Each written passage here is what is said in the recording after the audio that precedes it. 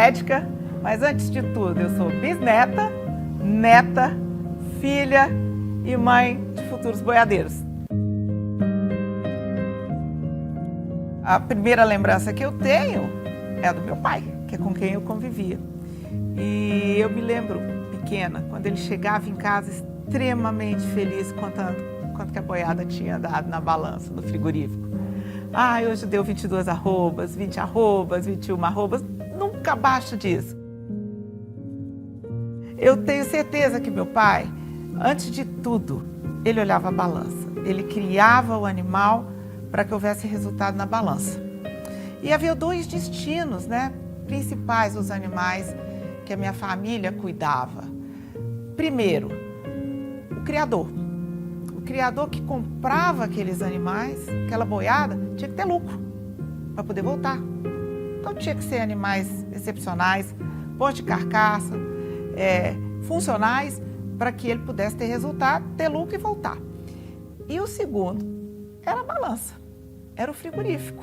O papai e a mamãe, eles andaram esse Brasil inteiro falando da raça e principalmente distribuindo grandes reprodutores e matrizes que hoje são base de plantel de muitos criadores e inclusive expositores de pista. E essa contribuição para a raça tabapuã, ela vem lá de trás, Ela vem lá de trás, de 1903, o mocho goiano, o mocho nacional, o acasalamento deste rebanho com outros exemplares, importados, com a experiência do bisavô, do avô, o refinamento, então, do meu pai, e isso, então, chegando nesse primor, nesse diamante que contribui para que o tabapuã esteja hoje no local que ele está.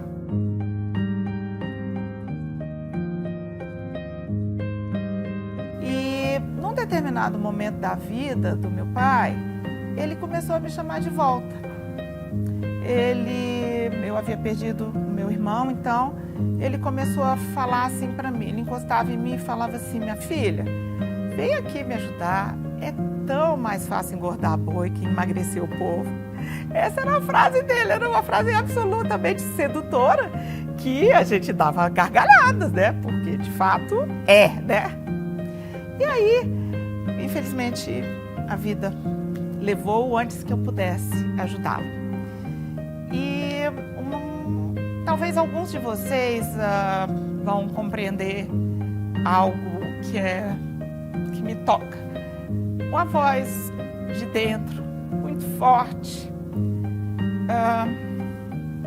me dizia que eu tinha que seguir esse caminho, que eu tinha que fazer esse caminho que era do meu pai, que eu tinha que ir lá. A gente não sabia exatamente o que era aquilo, por que a gente estava querendo fazer aquilo. A gente tinha essa voz. A gente entendia que estava com terras espetaculares e estava com uma genética extremamente bacana, refinada. Mas o que fazer daí em diante? Estava caindo no meu colo, Imagina a responsabilidade de ser o 4º volume, 1º capítulo de uma história tão aplaudida como a dos antecessores. Então fomos procurar consultores, pessoas que nos ajudavam. E como eu sempre falo, anjos aparecem na minha vida, na nossa vida, e as coisas aparecem na nossa frente, dizendo o que a gente tem que fazer. Então não era só um chamado, era uma sequência de chamados e as coisas apareciam e a gente apenas ia atrás. E através do seu Shiro Nishimura, nós conhecemos a Liliane, da DGT Brasil, e inventariamos o nosso gado todo e encontramos então a resposta ali, quando fizemos a ultrassom de carcaça, tantas perguntas que que a gente se fazia também e não tinha as respostas.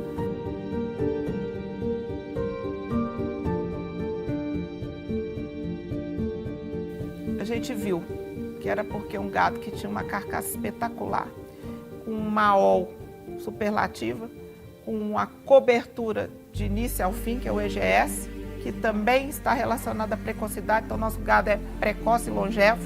Nós temos um exemplar lá que tem 20 anos, que é a turmalina, foi bicampeã nacional, ainda ovulando esse ano, pariu e ovulou, entendeu? Então, longevos, então uma precocidade que essa EGS diz, conta pra gente, e principalmente o marmoreio.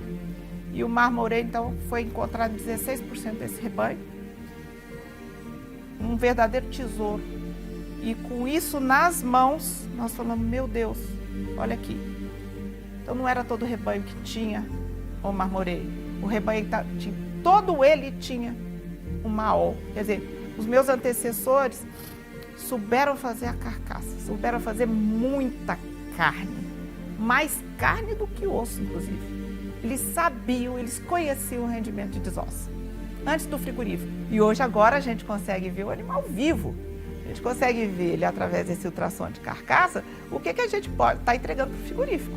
Nós estamos trabalhando, então, nesta seleção de buscar a eficiência, continuar produzindo muita área de olho de lombo, muita cobertura, que é o EGS, com muita precocidade, mas agora adicionando a excelência, que é o marmoreio, em tudo que a gente vai entregar.